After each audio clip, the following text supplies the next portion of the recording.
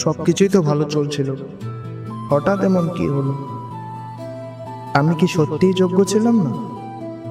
এত বছর পরিশ্রম করলাম, তার ফল কি এটাই? পরিবারকে এখন কি বলবো? আবার নতুন করে শুরু করা সম্ভব তো? সবার মতো আমার জীবনেও মনে হয় পরীক্ষা চলছে।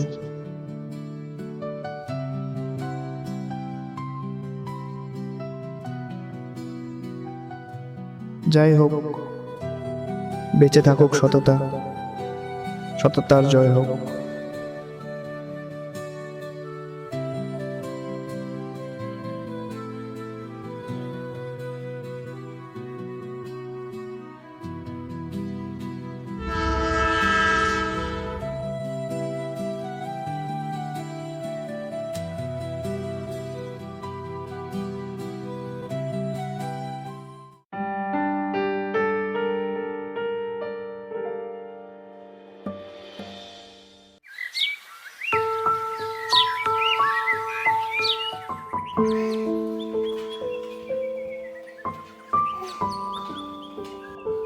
কই গো, ছেলেটা ঘুম থেকে উঠেছে কিনা?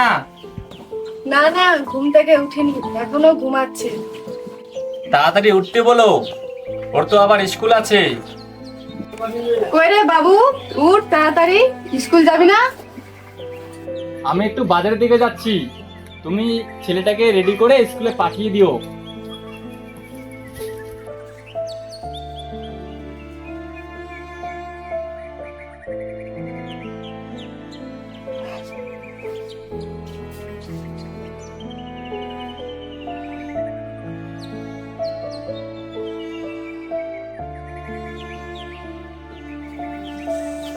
কই রে বাবু, উঠ উঠ।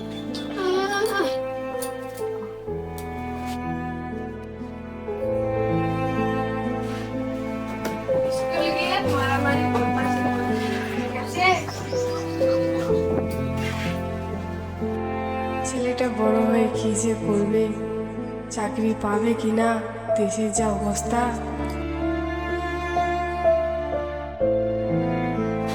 ভালো করে পড়াশোনাটা কর, তোকে চাকরিটা নিতেই হবে।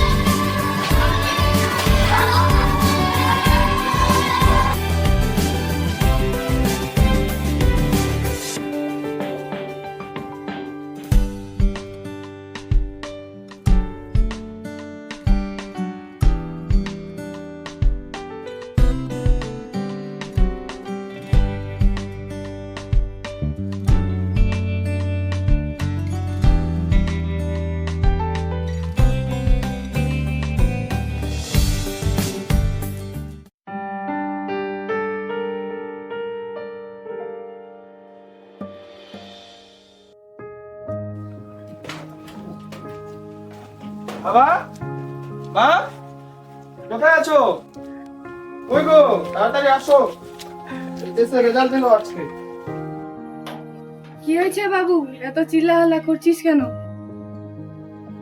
মা, আজকে এইচএস এর রেজাল্ট দিলো, আমি স্টার নিয়ে পাশ করেছি। এটা তো খুশির খবর, যা তোর বাবাকে বলে আয়। ঠিক আছে মা, তাহলে আমি এক্ষুনি বলে আসছি।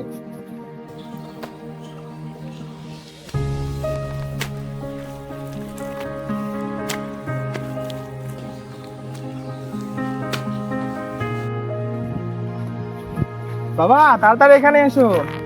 কি হয়েছে রে? আসো না, একটু আসো এদিকে। দাঁড়াও, আমি যাচ্ছি।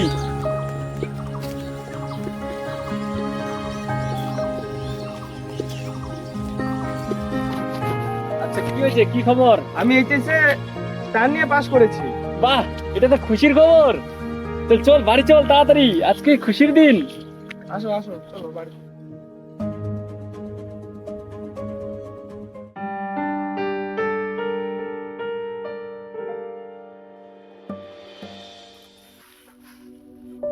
তো বাবু, দিন দিন তো আমার বয়স বেড়েই চলেছে।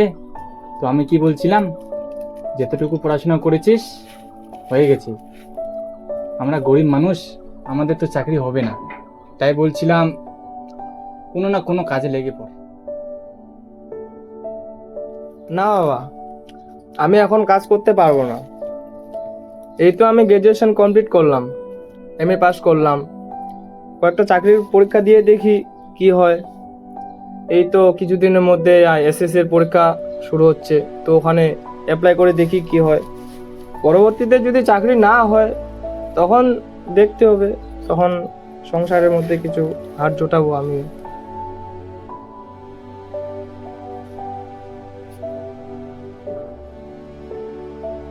আচ্ছা বাবু, তোর যেটা মনে হয়।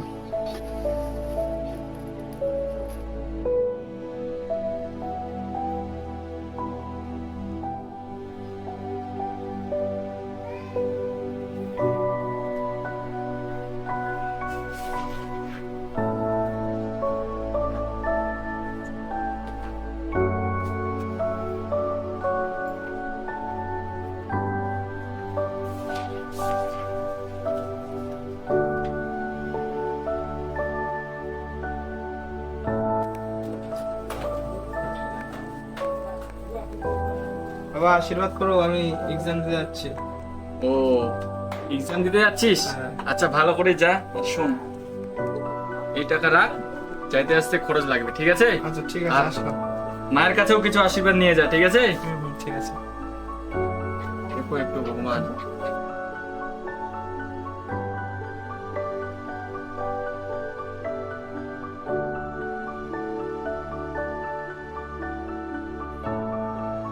হে ভগবান, আমার পরিশ্রমের ফল দিও, আমি যাতে সফল হয়ে আসি।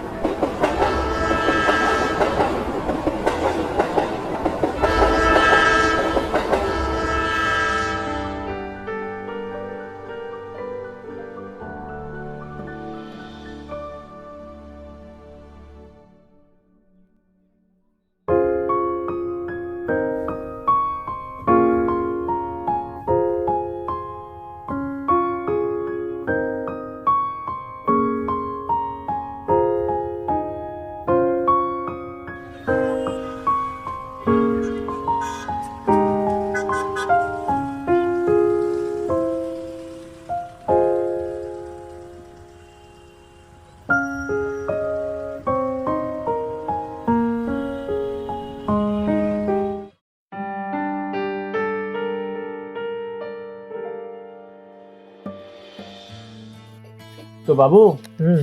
তুই যে চাকরির পরীক্ষাটা দিয়ে আসলি, তো ওটা খবর কি হলো? না বাবা, ওটার এখনো খবর হয়নি, কেবলই তো পরীক্ষাটা দিলাম।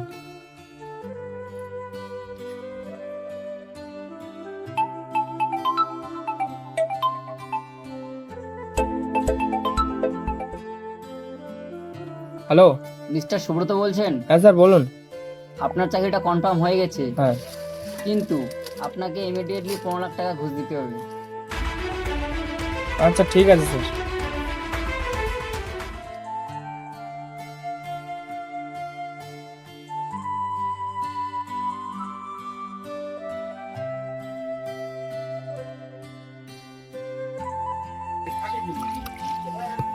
কি হলো রে, খাবি না? কি হলো ছেলেটার? আমি জানি না, যাও তো দেখে আসো ছেলেটার কি হলো। ও, দাঁড়া আমি খাওয়াটা সেরে যাচ্ছি।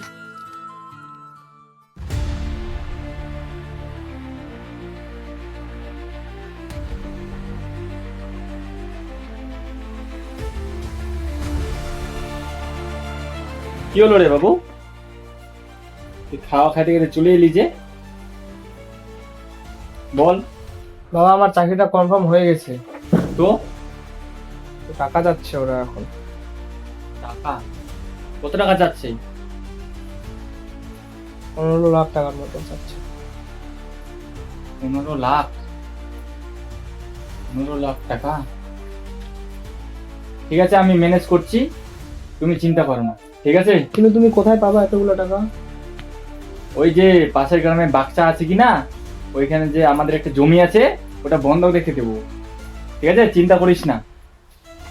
আর কিছু লোন নিয়ে নেব, তাহলে হয়ে যাবে, ঠিক আছে? চিন্তা করিস না, ঠিক আছে? তুই ঘুমিয়ে পড়, ঠিক আছে?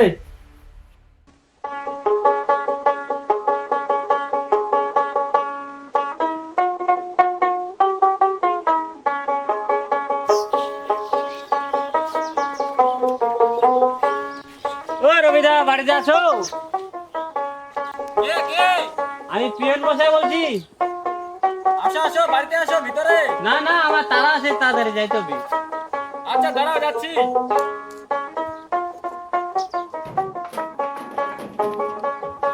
কি খবর হঠাৎ করে আমাদের বাড়ি যে?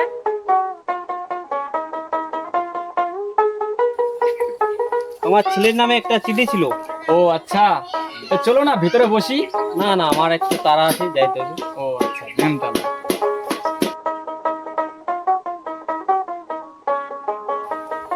ঠিক আছে রবিদা, আমি আসছি। ঠিক আছে, তাহলে আসো।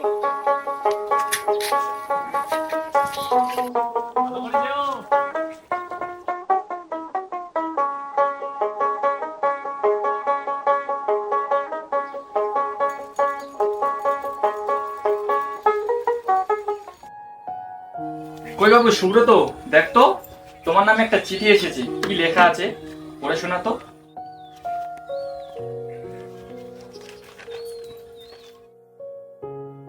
শ্রী সুব্রত বর্মন, ঠিকানা রাধিকাপুর।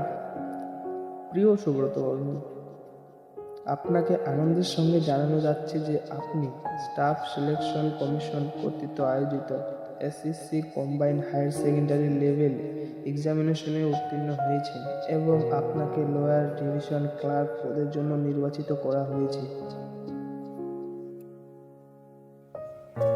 কি হলো রে, কিছু তো বল, নিজে নিজে হেসে যাচ্ছিস। বাবা এটা আমার অ্যাপয়েন্টমেন্ট লেটার, আমার চাকরি কনফার্ম হয়ে গেছে। কি সত্যি? হ্যাঁ। বাহ, না না বাবু, এখানে আমার বুকে আয়।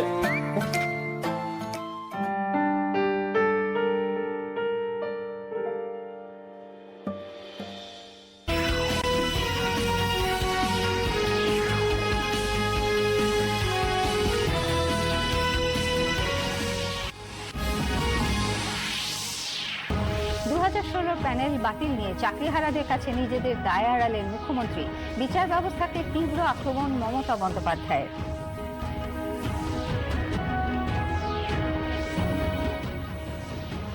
যোগ্য অযোগ্যদের সংঘাতে রণক্ষেত্র নেতাজি ইন্ডোর স্টেডিয়াম চত্বর, ইন্টারনেট পরিষেবা বন্ধ রাখতে লাগানো হয়েছে জ্যামার।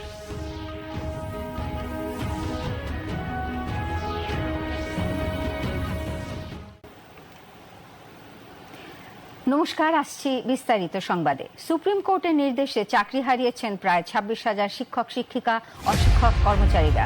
অনিশ্চয়তার মধ্যে দিন কাটাচ্ছেন তারা। আজ নেতাজি ইন্ডোর স্টেডিয়ামে মুখ্যমন্ত্রীর সঙ্গে বৈঠকে তাদের প্রশ্ন, আগামী দিনে কিভাবে দিন কাটবে।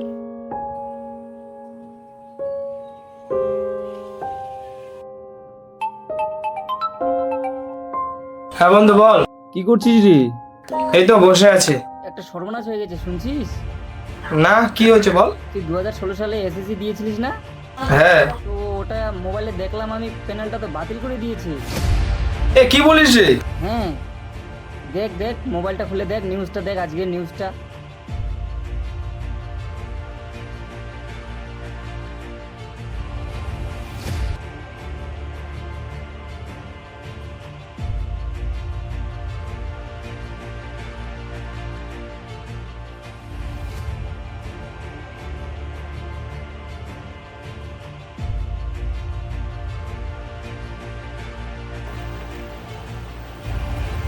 নমস্কার, আসছি বিস্তারিত সংবাদে। সুপ্রিম কোর্টের নির্দেশে চাকরি হারিয়েছেন প্রায়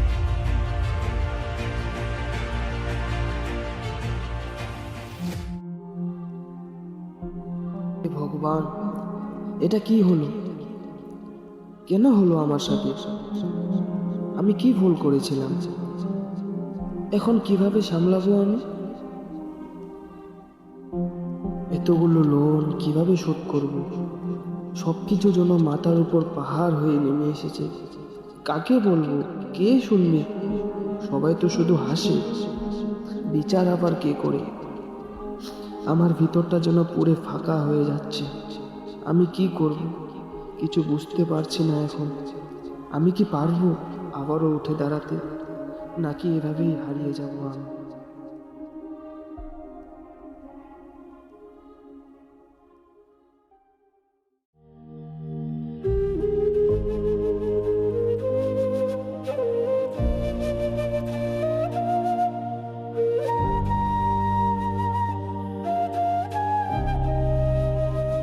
সবকিছুই তো ভালো চলছিল, হঠাৎ এমন কি হলো?